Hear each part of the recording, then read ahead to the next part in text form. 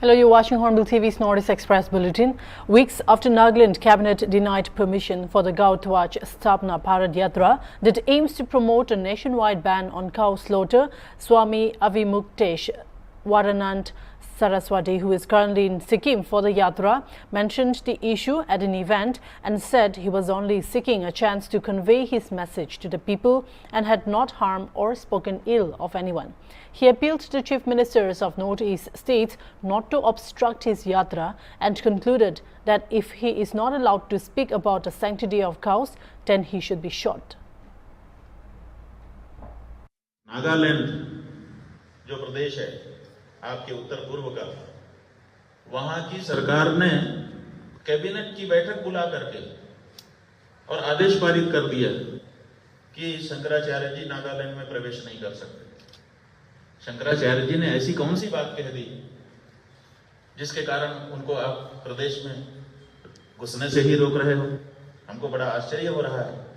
हमने किसी के विरुद्ध कोई बात कही होती, किसी को गाली दी होती, किसी को डांटा होता, किसी को फटकारा होता, किसी को दोषी बताया होता, तब आप अगर हमको रोक लगाते तो हमको ठीक लगता। लेकिन हमने तो कुछ कहा ही नहीं। हम तो अपनी बात कहने के लिए हमारे देश के जितने निवासी हैं, क्या हम उनसे उनके पास जाकर के बातचीत नहीं कर सकते? क्या हम उनसे संवाद नहीं कर सकते? जैसे वो कहते हैं कि हम तो गाय खाएंगे, क्या हम वैसे वहां पर जाकर के उनके सामने नहीं कर सकते, भैया हम बचाएंगे? इतना कहने के लिए हमको क्यों नहीं छूट दी गई? और हम अपनी भावना जब उनसे कहेंगे और वो अपनी भावना जब हमसे कहेंगे, तभी तो दोनों के बीच में बातचीत होगी और कोई रास्ता निकलेगा। अगर वो अपनी जिद पर अड़े रह गए और हम भी अपनी जिद पर अड़े रह गए, तो क्या हम लोग एक हो पाएंगे? क्या ये देश एक हो पाएगा?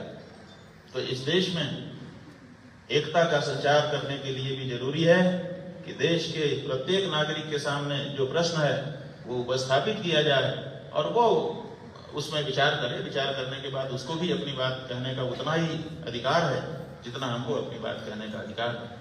तो आज सिक्किम के इस गंगटोक राजधानी से उत्तर पूर्व के सभी प्रदेशों के जो मुख्यमंत्री हैं, जो वहाँ के सरकारें हैं, उनसे हम आप पत्रकारों के माध्यम से अनुरोध करना चाहते हैं कि हमको आने से मत रोकिए। हम किसी के विरुद्ध नहीं हैं। हाँ, अब हमारी एक अपनी धारणा है, हमारी एक अपनी भावना है जो हमारे से ही उत्पन्न नहीं हुई है, हमारे पूर्वजों से चली आई है और उसको हम आपके सामने कहना चाहते हैं। और हम आपको दोषी नहीं कह रहे हैं। आपकी जो समस्या है उसको भी सुनने के लिए हम तैयार बैठे हुए हैं।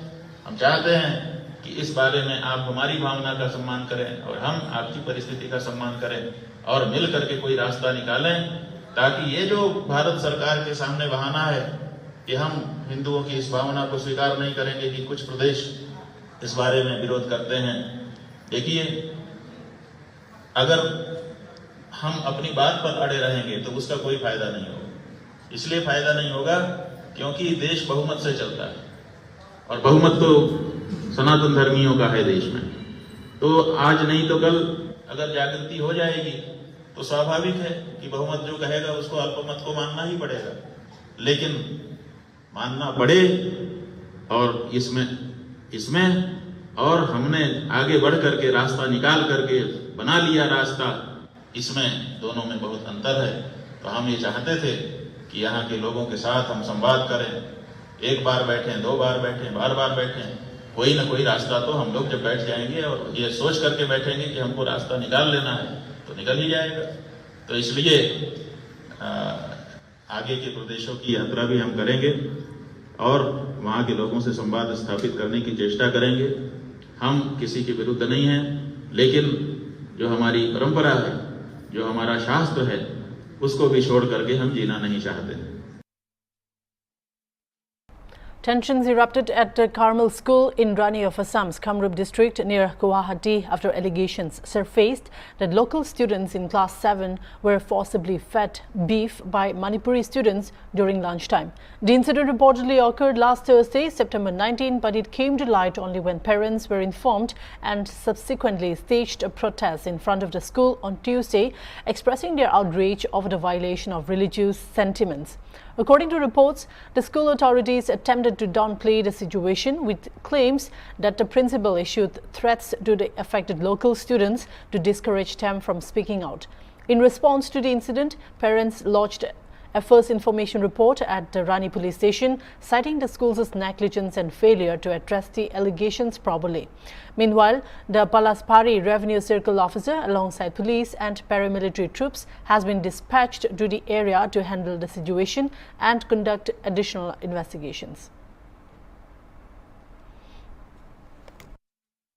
আমি লগত বলে কিবা মিক্স কৰি আনি কেনে মাংস খুৱাইছি কিন্তু ছোৱালীতে যাই কেনে ঘৰত কাম দি আছে চন্দন গৰু মাংস বুলি কৈছি আপনার চলটো কোৱাছি কোন ক্লাছত পঢ়ে ক্লাছ 7 ত পঢ়ে ঘৰত যাই কেনে এতিয়া কাম দি আছে কোন দিনা হৈছে ঘটনাটো বৃহস্পতিবাৰে কল নেকি বাবাৰে কলা আমাক ঘৰত যাই কেনে শুক্ৰবাৰে যাই কেনে কান্দি কেনে কৈ আছে কি বুলি কৈছে এনেকে কুকি গিলা এনেকে কিবা মাংস দিছি আমি লগত আমি ময়ো নাজানো নাই আমাৰ টিফিনটো খেতিও খাই আমাৰ আৰু হেঁতৰ টিফিনটো আমি খাম একেলগে তো নাজানো ঘৰত যাই কেনে কান্দি আছে হোষ্টেলত থকা আছিল ন সিহঁতে হোষ্টেলত থকা আছিল হোষ্টেলত থকা আছিল আমাৰ ছোৱালীটো হোষ্টেলত নাথাকে তো সিহঁতে হোষ্টেলৰ পৰা টিফিনটো লৈ আহিছে ক'ৰ পৰা এবাৰ লৈ আনিছে সিহঁতেও নাজানে বোলে ভাগাই দিছে ল'ৰা ছোৱালী কেইটামানে খাইছে বৃহস্পতিবাৰৰ দিন আছিলে চাগে তাৰপিছত শুক্ৰবাৰে মানে যিদিনাখন হৈছে সেইদিনাখন ঘটনাটো ল'ৰাটো ঘৰত পোৱা নাই তাৰপিছত পিছদিনাখন মানে শনিবাৰে তাৰপিছত মোক এইয়া চকত মই ৰিক্সা চলাওঁ ৰিক্সা চলাই থাকোঁতে দিলীপ দাই ক'লে যে স্কুলত কিবা এটা ঘটনা হৈছে বুলি ক'লে তাৰপিছত মই সুধিলোঁ কি ঘটনা হৈছে তাৰপিছত দিলীপ দাই মোক ক'লে যে এনেকৈ গৰু মাংস খুৱাইছে বোলেচোন স্কুলত তাৰপিছত কোন ক্লাছত বুলি কওঁতে তাৰপিছত 7 বুলি ক'লে তাৰপিছত মোৰ ল'ৰাটো 7ত মইতো অলপমান মাথাটো মানে বেয়া হৈ গ'ল তাৰপিছত মই ঘৰত যাই পেলাই সুধিম ৰ'বা তাৰপিছত মানে ঘৰত যাই নাপোৱাৰ আগতে মাইকীয়ে ফোন কৰিলে মোৰ ফেমিলিয়ে ফোন কৰিছে যে এনেকৈ মানে স্কুলত বোলে গৰু মাংস খুৱাইছে ল'ৰা কিছুমান চলি বুলি বোলো কাই আছে বোলে আমাৰ বাবাও আছে বুলি কৈছে তাৰপিছততো মোৰ মানে মাথাটো বেয়া হৈ গ'ল তাৰপিছত মই বেলেগ একো ভবা নাই তাৰপিছত প্ৰথমে আমি ৰাইজক জনাই লৈছোঁ আমাৰ গাঁৱৰে ৰাইজক জনাই লৈছোঁ তাৰপিছত কেছটো হৈছে কি তাৰপিছত মই সুধিলোঁ ঘৰত আহি পেলাই ল'ৰাটো সুধিলোঁ তহঁতে গৰু মাংস বুলি কেনেকৈ গম পালি তাৰপিছত ল'ৰাটো বোলে যেতিয়া টিফিন চেৰ কৰে ল'ৰাটো লৈ কেনে খাইছে মানে খোৱাৰ পিছতে সি কৈছে যে এইটো মাংস বুলি কৈছিল তাৰপিছত সি মাংস বুলি গম পাই ওলাই দি কেনে কৈছে যে এইটো মাংস হয় তাৰপিছত কোনোবাজনে তাৰমানে ওচৰতে কৈছে যে এইটো গৰু মাংস খালি তহঁতে বুলি কৈছে ষ্টুডেণ্টৰ ভিতৰতে কৈছে যে গৰু মাংস খাইছে বুলি The local residents living in and around Puban Hills in Assam's Barak Valley are fuming over the National Green Tribunal's stay over construction of a road that leads to Bhuban Mandir, a holy place for Lord Shiva devotees. A case filed by Pradeep Singh Shekhawat of Jaipur in Rajasthan was heard by East Zone's Kolkata bench of the National Green Tribunal on September 19 last. Putting a stay on any construction work, the NGT asked the state government to furnish an explanation by December 6th next for violating forest laws and carrying out road construction work inside Barak Puban Wildlife Sanctuary, disrupting the habitat of animals. Meanwhile, residents are claiming that road work started in the year 2020 to 21, while Bhuban Wildlife Sanctuary was declared in 2022 by former Governor Jagdish Mukhi, and that no tree was uprooted for constructing this stretch of road of 9 kilometers to reach the temple top. Stating that half of the work was completed, locals appealed for the completion of the road as lakhs of devotees visit this place during Shivratri.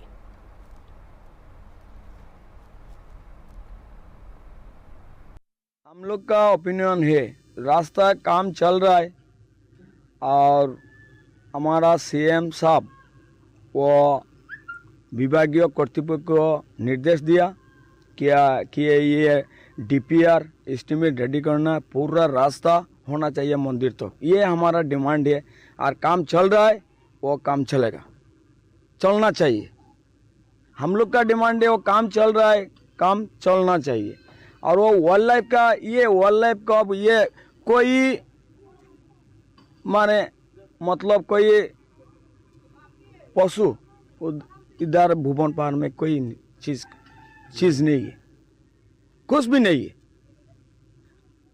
पहले घास था वो tree था वो अभी काट के कितना दिन हम लोग पैदा नहीं हुआ उसी टाइम काट के सब कुछ ले गया था। तो अभी काम चल रहा है, तो आज कितना साल से काम चल रहा है, तो अभी उसको दिमाग में आया कि वाइल्ड लाइफ का ये नष्ट हो जा रहा है। ये काम पहले क्यों नहीं किया? अभी वो चिंता कर रहा है, वो क्या वाइल्ड लाइफ सेंचुरी है, ये को भी हम लोग नहीं मानता है। हमारा काम चल रहा है, वो काम चलने दीजिए। और वो भुवन मंदिर के लिए, हम लोग के लिए इतना तीर्थ प्रति बत्सर ये भुवन पार में कम से कम 5 लाख 6 लाख भक्तबिंद उधर आता है। तो इसलिए हम लोग का डिमांड है, आप लोग का माध्यम से ये जो रास्ता है, रास्ता काम चलेगा और चल रहा है, ये हम लोग का डिमांड है। इससे क्या भुवन तीर्थ तो आज का नहीं है, ये बहुत पुराना है। ये कामाख्या धाम का बाद ही ये 51 पीठ में एक पड़ता है।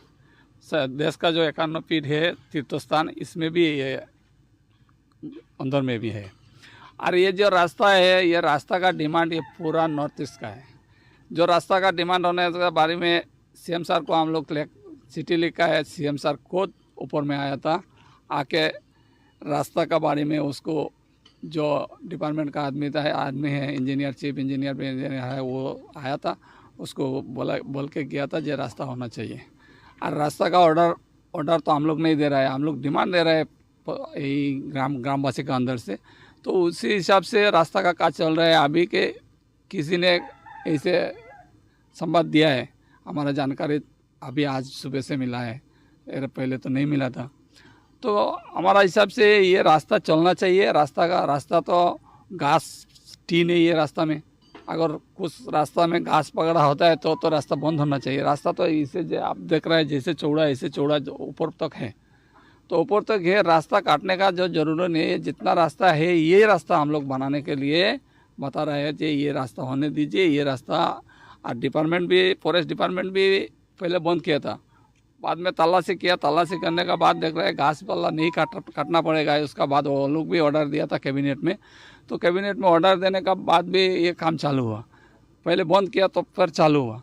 फिर इसका बाद अभी एक आदमी ने केस किया, वो हमारा एरिया का भी नहीं है। कैसे केस किया वो सुन के किया है कि जगह में आया है, दर्शन किया है कि नहीं है, ये पता नहीं।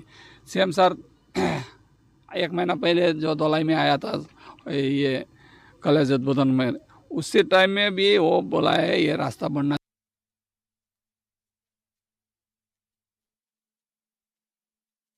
Nagaland has bagged an award in special recognition for its overall performance on various parameters of food safety in State Food Safety Index 2023-24 in the recently concluded Global Food Regulators Summit 2024 held from 19th to 21st September 2024 at Bharat Mandabam, New Delhi.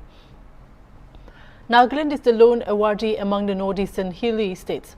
According to government's source, Food Safety Index is based on performance of state UT on 5 significant parameters, namely human resources and institutional data, compliance, food testing, infrastructure and surveillance, training and capacity building, consumer empowerment and FSSAI initiatives.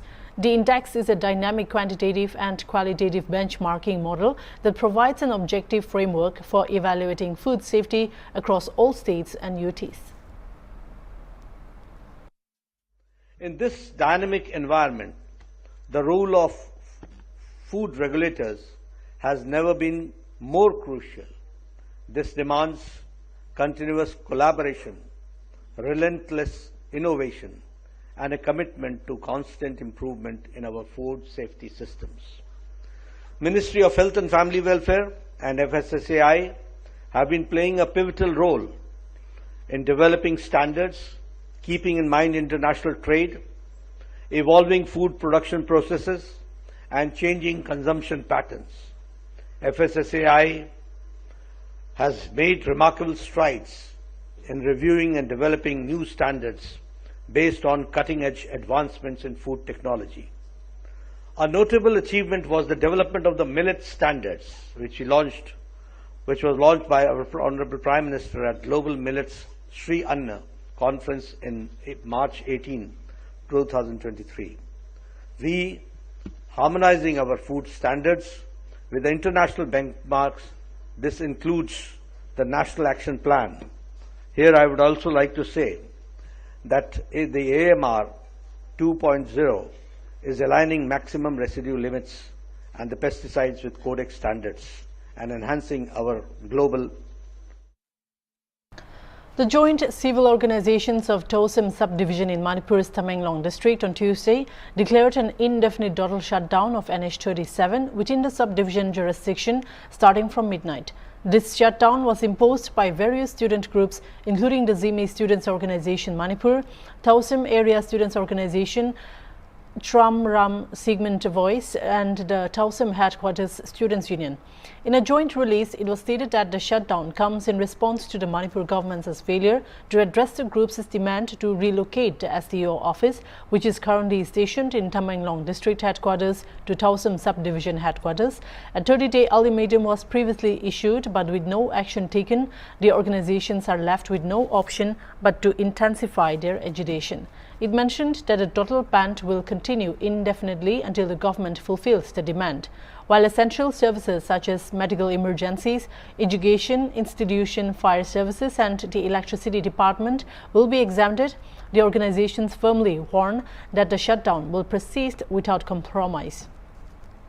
Any disturbance or untoward incidents that occur during this period will be the sole responsibility of the government of Manipur, it stated.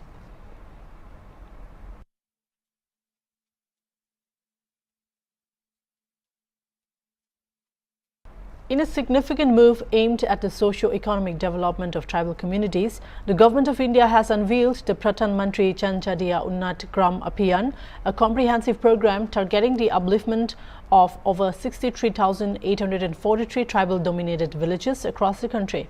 This ambitious initiative, with a budget allocation of Rs 79,156 crore, aims to build essential infrastructure, promote economic empowerment, improve access to quality education, and ensure better health care for more than 5 crore tribal people across India. The scheme, which will be implemented over 5 years, will cover 549 districts and 2,740 blocks in 30 states and union territories, reaching all tribal majority villages. In Tripura alone, 392 villages spread across 52 blocks will benefit from the program, targeting approximately 8.5 lakh scheduled tribe individuals. This was confirmed by Brijesh Pandey, Secretary of the Tribal Welfare Department, during a press conference.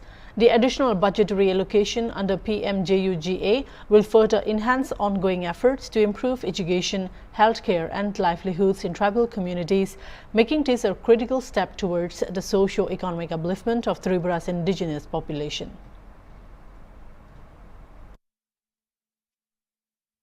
Total बहुत सारे interventions हैं, करीब 25 intervention, इनमें से कुछ जो main intervention में बोलना चाहूँगा।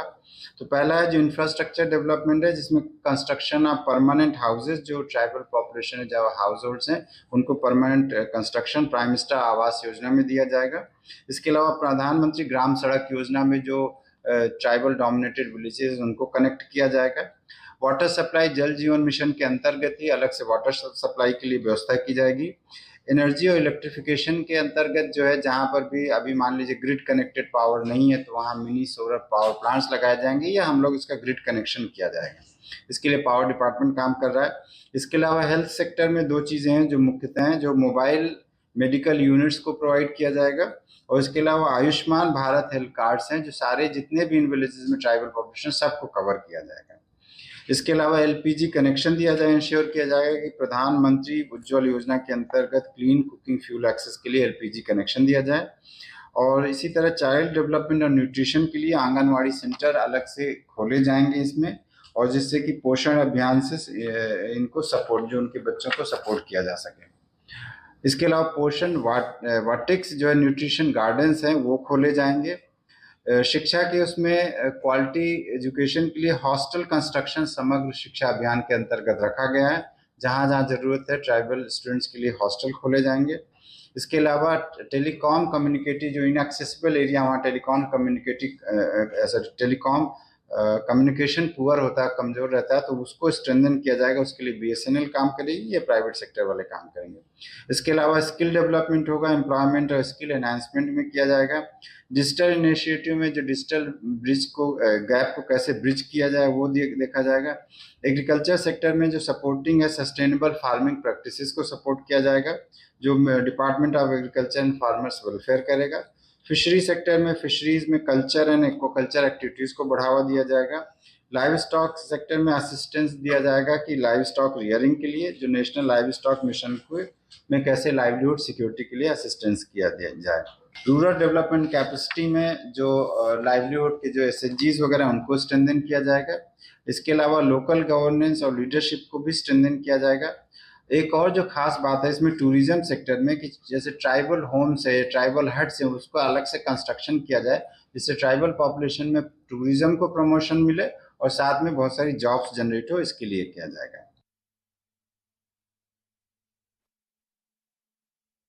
An elderly woman was murdered on suspicion of practicing witchcraft on Tuesday, 24th September, by a man at Kosaigaon subdivision under Kokrajhar district of Assam. The victim has been identified as 50 years old Bakaro Hembram, a resident of Palimari village. After receiving the information about the incident, police rushed to the spot and have started the investigation. As per villagers, the accused Ganesh Hembrama belongs to the same village. According to sources, earlier 2 more people have been murdered in the village.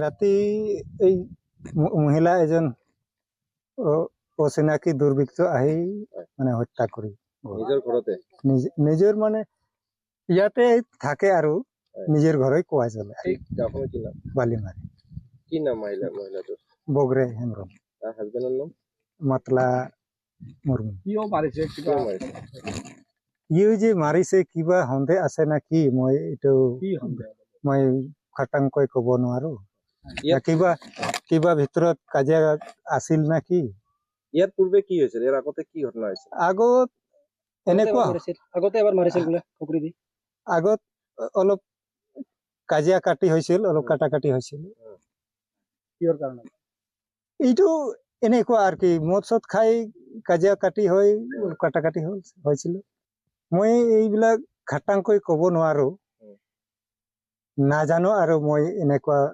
মোক জনোৱা নাই এনেকুৱা আছে বুলি আর কি ডাইনি হয় বুলি মই নাজানো আৰু ইয়াৰ আগতে গাঁৱত কোনোবা মানুহ মৰিছিল নেকি একে পৰিয়ালত 2 জন মৰাটো মৰিছে কাৰ ঘৰ এইটো গণেশ হেমব্ৰমৰ ঘৰত ইয়াৰ আগতে যে হাতটো কাটিছিল কোনে কাটিলে এই গণেশ হেমব্ৰম কিয় কাটিলে এই যে 2 জন যে মৰিল হয় ৰাজনগত স্বীকাৰ কৰিছে এনেকৈ আৰু মানে সৰু সুৰা এটা সিদ্ধান্ত কৰিছিল হত্যাটো গণেশে কৰিছে গণেশে কৰিছে নে কোনে কৰিছে চিনিব পৰা নাই না আগতো হিয়ে কৰিছিল The Supreme Court has sought responses from 11 states, including Nagaland, on a plea alleging that they are yet to set up right to information web portals under the transparency law in pursuance of a 2023 judgment. The bench of CJI, D.Y. Chandrachud and Justice J.B. Pardiwala issued notice in the contempt petition filed by Anuj Nakare, who alleged that 7 states and 4 union territories, namely Andhra Pradesh, Jharkhand, Manipur, Nagaland, Sikkim, West Bengal, Andaman and Nicobar, Daman and Diu and Datra and Nagar Haveli, Jammu and Kashmir, Lakshadweep and Arunachal Pradesh were yet to set up online RTI portals, while many of the other states either had portals with incomplete boarding of authorities or did not follow the Ministry of Information and Broadcasting. Notably, the top court in Pravasi legal cell in March 2023 directed all high courts to set up of online RTI portals within 3 months if they have not done so already. The top court's 2023 judgment also directed all high courts to set up RTI websites within 3 months.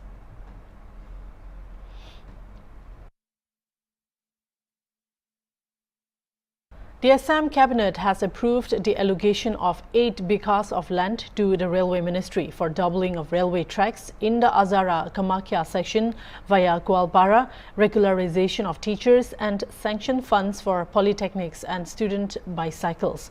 The announcement was made by State Minister Jayanta Mala Barua on September 24 evening during a press conference at Janata Bhavan in Guwahati. The Cabinet has also approved the appointment of 451 part-time faculty members working in various engineering colleges and polytechnics against regular vacant posts, the Minister said. It further granted administrative re-evaluation approval of over Rs 150 crore for 3 polytechnics under construction in Hajo, Majuli and Tingkong. The Council of Ministers gave its note for financial sanction for the procurement of over 3.23 lakh bicycles for distribution among students of Class 9 for the next session under a state government scheme. The regularization of appointments of over 130 teachers was also announced.